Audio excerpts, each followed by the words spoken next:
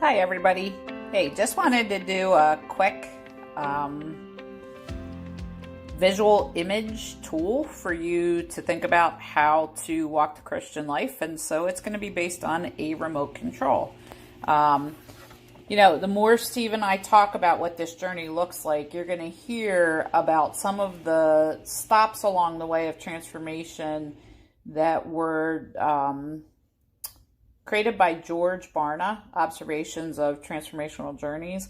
And so stop 8 is growing through surrender and submission. And interesting that this stop is particularly hard for American men, all due to the fact that they're used to having a lot of power and control. And so what God is calling us to is to surrender.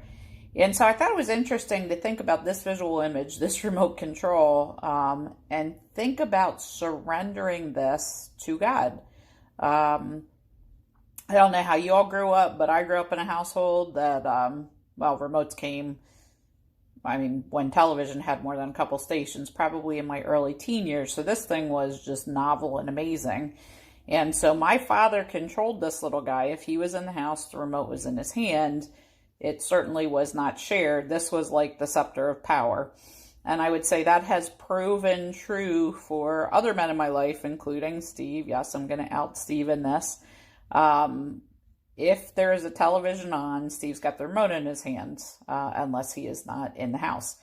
So what's interesting about this is just wanted to encourage you to think and give you some visual reminders of what it looks like to give God control of your life. He actually gets the remote control. You don't get to make choices. He makes all the choices for you. And really, when we're looking at overcoming the effects of sin that happened in Genesis 3, every day we make choices between the two trees, tree of life or the tree of the knowledge of good and evil. One representing God being in complete control of every aspect of our life. And the other representing we took on God and wanted to ascend to his high throne, led by Satan, who had done that in the heavenly realms to begin with. And so we often make choices that we get to be in charge, and we know better than God how to run our lives.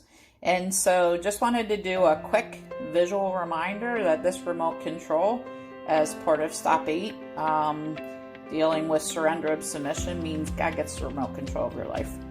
Hope this is helpful. Many blessings to you all.